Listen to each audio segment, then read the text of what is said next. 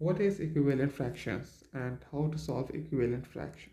Hey guys, what's up? How you guys doing? Welcome back to the video. So today we will be doing equivalent fractions. And first of all, what is equivalent fraction?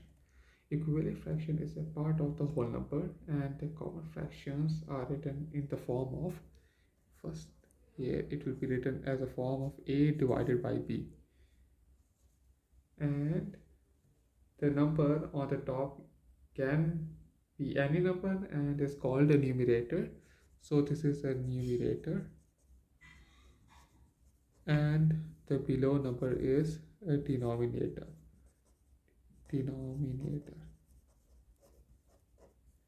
And so the number on the bottom can be any number except 0, because if it's 0, so the answer will be 0, and the numerator and the denominator are separated by a horizontal line, which is this one.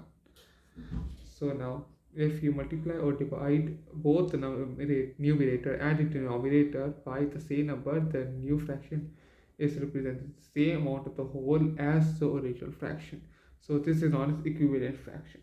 So for example, 2 by 3 and 25, 2 by 3 and 8 over 12 is equivalent fraction, because when you simplify 2 over 3, this will stay as 2 by 3, but when you simplify 8 by 12, it will be 2 by 3.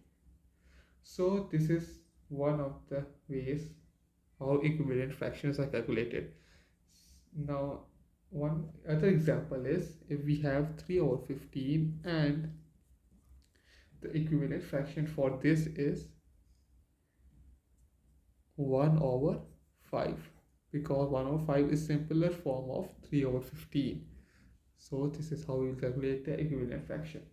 Another example or another simplification is if we have 20 by 25.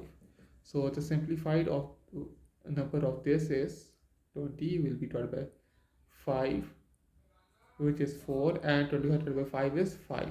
So this is 4 over 5. And the last example is 21 over 8. 21 over 28, 21 over 28. And when you simplify this, this will be what this will be. So it will be 7 divisible by 7. So here 3 and here 4. So 3 over 4. So 3 over 4 is same as 21 over 8, and in above 4 over 5 is same as 20 over 25. 1 over 5 is same as 3 over 50. So guys, if you like this video, don't forget to subscribe, like this video, and see you in the next video. Bye.